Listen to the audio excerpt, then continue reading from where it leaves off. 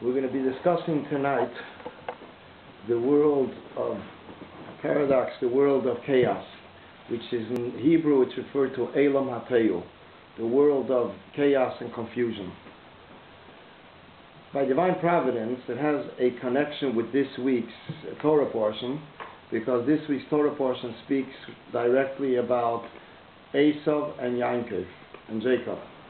And they're meeting how Yaakov, Jacob prepared to greet Esav, and he made a whole project, and he prepared animals and groups of animals with messengers to deliver this big gift to Esav.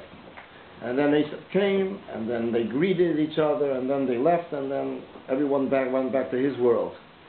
It's interesting because in Hasidus, when they discuss this week's portion, they discuss that this is the world of chaos and the world of Tikkun, which is stabilizing.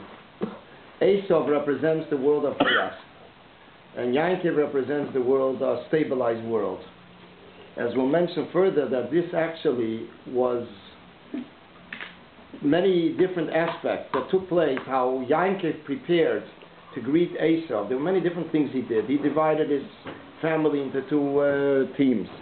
He selected animals that should be sent to Esav. All these things that he did, and a lot of them are not non-kosher animals. So all these things that he did reflect basically this concept of the world of chaos and the stabilized world. Elam HaTeyu and Elam HaTikkun. It's easier to use the word in Hebrew, so the word Teyu refers to chaos, and the word Tikkun refers to stabilized, corrected, settled. The two worlds, Teyu and Tikkun, are actually reflected already in the Medrash, in anthology. In anthology it is mentioned in the beginning of Bereshis, that when Hashem, the Almighty, was creating worlds, he says, Dein Hanyan, Leia Hanyan li, V'deina Hanyan li. These I like, and these I don't like, and these I like. Oh. And therefore, the first ones that happened were definitely not a physical world. There are certain people that they have an impression that it is a physical world, and this is the second world. The Arizal, who is a master in Kabbalah, writes clearly it is a spiritual world. And although this world is referred to Shemitah Shniya, a second era, a second Shemitah, a second sabbatical, but it is definitely the first physical world that was created. The other world was created in a spiritual sense, as it's mentioned also in a different quote, or it could be part of this, Melamed Shahoyaveda Elam Esamachrivam. That from this you understand Hashem, the Almighty, created worlds and he destroyed them. And then he created the world of Elam HaTikkun, which is the world, the settled world that came after that, the stabilized world. Now, when he created the worlds originally that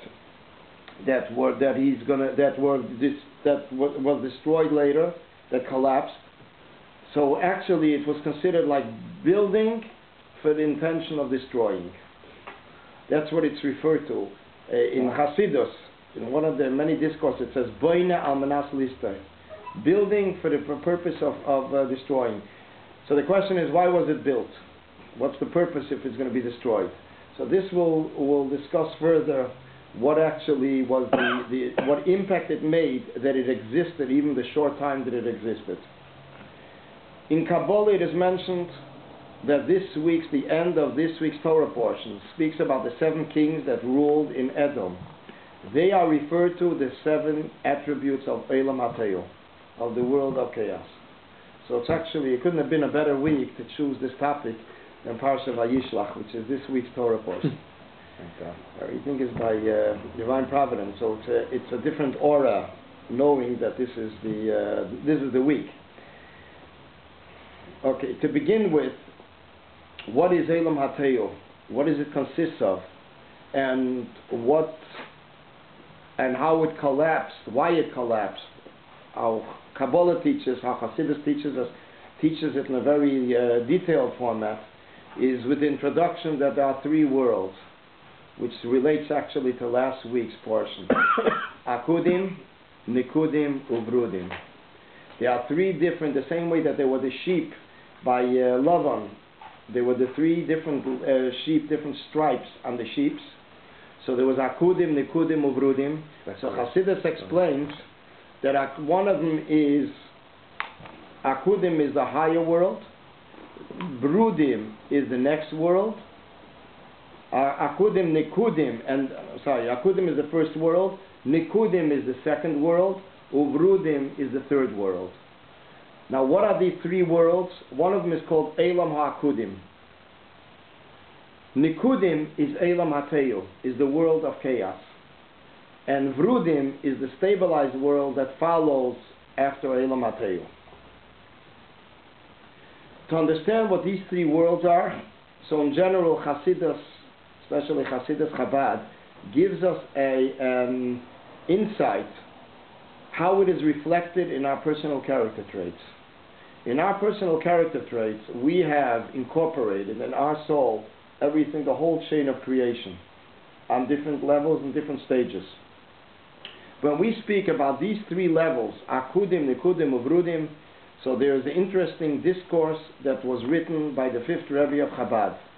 It was in 1905, or let's say late 1904. He was on his way in the train, traveling from Dvinsk to Petersburg. From Dvinsk to Petersburg. And he wrote it with a pencil, this discourse. It's a long discourse, one of the most basic discourses that we can refer to when we want to study what is Eilam HaTeyu, the world of Teyu, what it represents, and how is it in retrospect to the world before that and the world after that. So the Rebbe Rashab, the fifth Rebbe of Chabad, gives interesting, reflects it in the personal character traits of the person. A person has different attributes, different character traits. There is chesed, goodness, there is gvura, strictness, then there is deferet, the beauty. Everyone has a separate, every one of the attributes is reflected in the personal character traits and represents a different function. So Hasidus explains these functions, or these character traits, are found in the soul of a person on different levels. Originally, they are all part of the soul. They do not stand out as an entity for themselves, each one. They are all one, which is called Etzem HaNefesh, the essence of the soul. And there is no 10, there is no 1, there is no 5. It's all Nefesh alone.